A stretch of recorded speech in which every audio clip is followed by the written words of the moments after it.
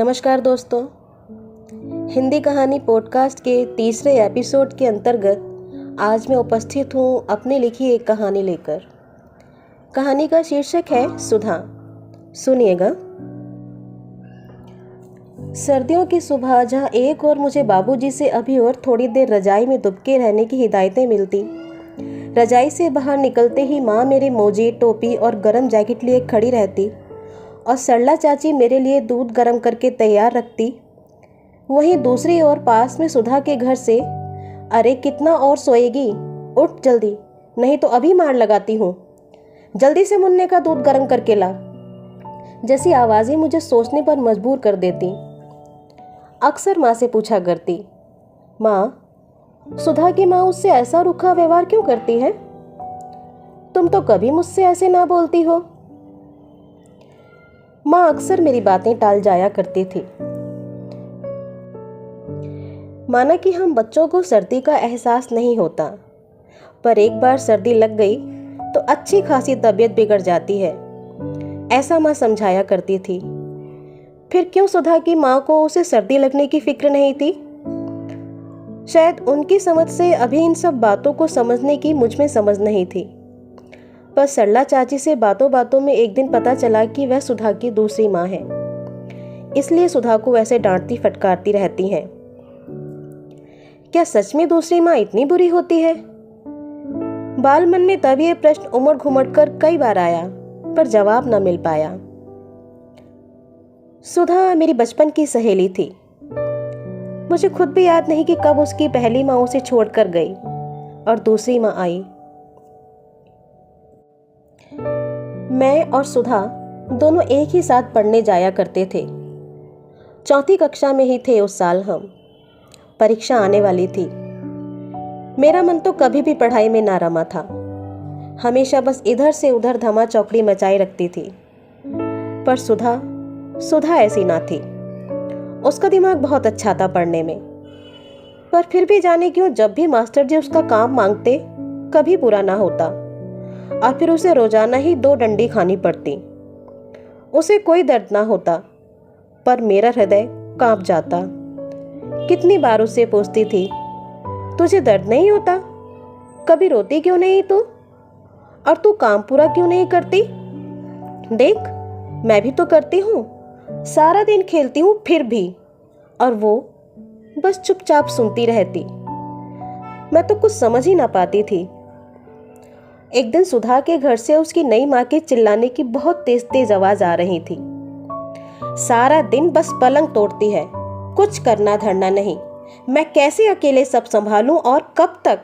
देखो जी, जल्दी से इसके हाथ पीले करके इसे अपने घर भेजो, जो मेरा कुछ काम धंधा कम हो। नई माँ ने सुधा के पिताजी से कहा। हाथ पीले? यह हाथ पीले कैसे होते हैं माँ? माँ से पूछा, पर माँ आज फिर कुछ ना बोली और मैं भी चुप हो गई, पर सोचती रही। शाम को सरला चाची माँ से बात कर रही थी तो पता चला कि आज सुधा की माँ मुन्ने को सुधा के पास छोड़कर कीर्तन में गई थी। पर सुधा को तेज बुखार था तो वह बिस्तर से उठ ही ना पाई, तो मुन्ने को कैसे संभालती?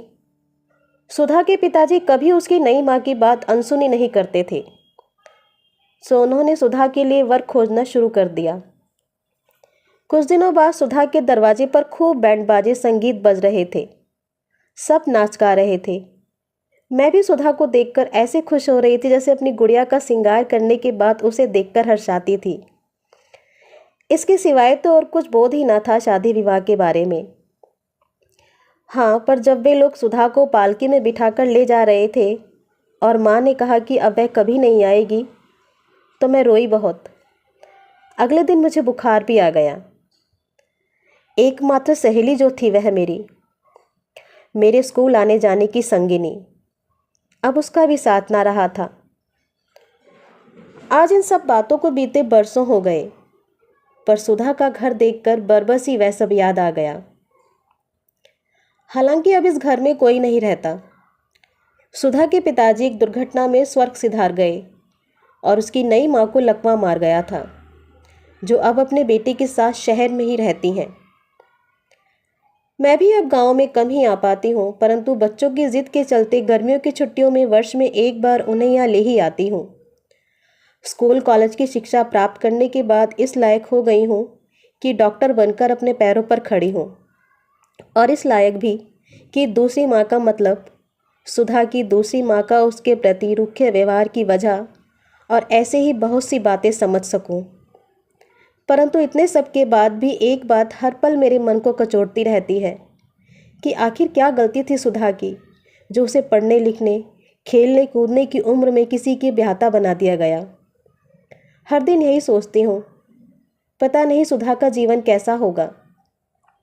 क्या समय से पहले उसकी माँ का परलोक सिधारना उसकी भूल थी, या उसके पिता का उसके लिए दूसरी माँ ले आना। इन्हीं विचारों में मग्न बैठी थी कि सामने चौपाल पर कुछ लोगों की भीड़ एकत्रित देखी।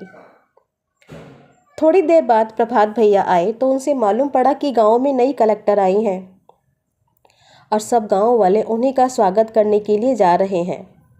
अरे वाह, पहली बार इस गांव में किसी महिला कलेक्टर की पोस्टिंग हुई है। हाँ, और बता रहे हैं उन्होंने खुद ही इस गांव में पोस्टिंग कराई है, प्रभात भैया ने बताया। चलो अच्छा है, ईमानदार महिला हुई तो शायद इस गांव की भी स्थिति सुधर जाए, मैंने कहा। अगले दिन किसी काम से बाजार जाना हुआ। इतना समय गुजर जाने के बाद अभी भी गांव की और गांव की सड़कों की हालत बद से बदतर बनी हुई है। परिणामतः कच्चे रास्ते में एक गड्ढे में मेरी गाड़ी का पहिया धंस गया। काफ़ी कोशिश की निकालने की, पर निकाल ना पाई। कोई आधा घंटा यूं ही खड़ी रही कि शायद कोई गांव का व्यक्ति आता जाता दिख जाए तो उससे मदद मांग लूं, पर गर्मी की दोपहरी थी, दूर तक कोई नहीं दिख रहा था। थोड़ी देर बाद पीछे से एक कार आकर रुकी और उसमें से ड्राइवर उतरकर आया। पूछने पर मैंने उसे अपनी समस्या भी बताई। वह सुनकर कार की तरफ गया और एक पल बाद ही फिर मेरी ओर मुड़ा। जी मैडम बोल रही हैं, हम आपको बाज़ार छोड़ देंगे, आप चलिए हमारे साथ। कोई और उपाय भी न था। मैं भी जल्दी ड्राइवर के पीछे पीछे और कार में जाकर बैठ गई, जहां एक सम्भ्रात महिला आकर्षक वेशभूषा में आंखों पर काला चश्मा चढ़ाए बैठी थी। मैंने उनका अभिवादन किया और उन्हीं के साथ बैठ गई। थोड़ी देर बाद मालूम चला कि यही गांव की नई कलेक्टर साहिबा थी, पर मेरा अंतर्मन तो कुछ और ही महसूस कर रहा था। ऐसा लग रहा था जैसे बरसों से जानती हूँ उन्हें। उन्होंने ड्राइवर से कहा, मैडम को बाज़ार छोड़ दीजिएगा, लेकिन पहले हमें हमारे ऑफिस। इसी बीच उन्होंने अपनी आंखों से चश्मा हटाया। देखकर स्तब्ध रह गई मैं। वही बिलोरी आंखें, ये आंखें तो मेरी सुधा की हुआ करती थीं। क्या ये मेरी सुधा है? मन में अजीब सी गुदगुदाहट होने लगी। प्रसन्नता और संदेह के परस्पर मिश्रण में लिपट गई थी मैं। क्या इसीलिए इनसे ऐसा अपनापन महसूस हो रहा है? किंतु सुधा कैसे? वह तो पढ़ भी ना पाई थी। 4वीं कक्षा ही तो पास की थी उसने मेरे साथ। फिर तो उसे उसकी दूसरी माँ के कहने पर विवाह घर गृहस्थी में झोंक दिया गया था। इन्हीं तानों बानों को बुनते बुनते कलेक्टर साहिबा का ऑफिस आ गया था। आइए, 2 मिनट ठहर कर पानी पीकर जाइएगा। इनकार न कर पाई मैं और चल दी उनके पीछे पीछे, जाने किस अपरिचित डोर में बंद कर। जैसे ही उनके ऑफिस में पहुंची, मेज़ पर रखी नेम प्लेट देखकर होश उड़ गए। सुधा शुक्ला, क्या ये सच है? कसकर सुधा को गले लगा लिया। सुधा, जो कि कुछ समझ भी ना पाई थी, आश्चर्य होकर मुझे देख रही थी। शायद उसे महसूस हो रहा हो कि इतनी तेज़ गर्मी में मेरा दिमाग चकरा गया है और मैं पगला गई हूँ। तू सुधा है? सच में तू सुधा है? आज देखा है तुझे 20 सालों बाद। तुझे पता भी है मैं कितना खुश हूँ तुझे देखकर, और वो भी इस कुर्सी पर। ओ सुधा! और सुधा भी जैसे सब कुछ याद करने का प्रयास कर रही थी।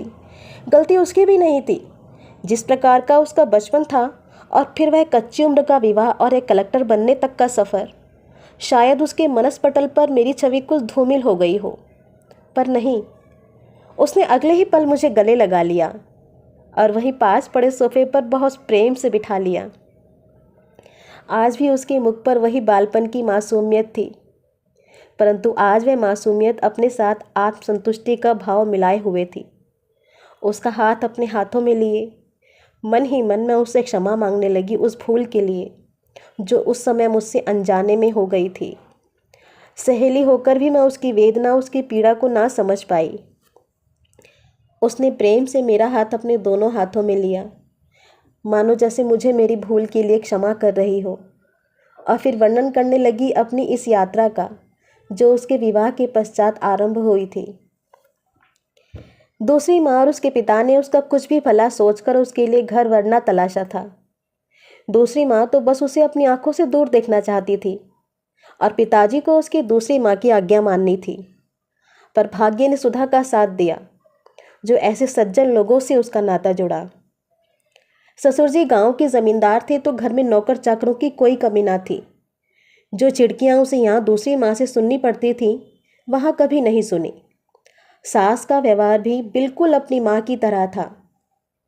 सुधा पहले ही कम बोलती थी और इतनी कम आयु में इस प्रकार दूसरे घर जाकर उसका बोलना और भी कम हो गया। पर सास ससुर ने जल्दी ही इस बात को महसूस कर लिया कि सुधा की पढ़ने में अत्यंत रुचि है। सो अगले ही वर्ष उसका दाखिला गांव के स्कूल में करा दिया गया। अब वह और रमन, जो कि उसका पति था, दोनों साथ ही स्कूल जाते और आते थे। इस तरह उनमें मित्रता और भी गहरी हो गई, जिससे उनका वैवाहिक बंधन भी समय के साथ साथ और मजबूत हो गया। सास ससुर और रमन तीनों ने सुधा को स्कूली शिक्षा के बाद कॉलेज और फिर प्रशासनिक सेवा के लिए परीक्षा देने के लिए प्रोत्साहित किया। इस प्रकार अपने परिश्रम व लगन और पति व सास ससुर के साथ से वह अपना लक्ष्य प्राप्त करने में सफल हो पाई और आज यह कलेक्टर बनकर मेरे सामने बैठी थी। मैंने एक बार फिर से उसे गले लगा लिया। बचपन में सुधा को उसकी दूसरी माँ की डांट टपट सुनते देखकर जितना क्षोभ मुझे होता था, उससे कई गुना ज़्यादा प्रसन्नता आज उसे यूं एक सफल व्यक्तित्व के रूप में देखकर हो रही थी। तो दोस्तों, ये थी आज की कहानी सुधा। कहानी के बारे में आप अपने विचार कमेंट बॉक्स के माध्यम से रख सकते हैं। तो चलिए मिलते हैं अगले शनिवार रात 9 बजे एक नई कहानी के साथ। तब तक के लिए नमस्कार, शुभ रात्रि।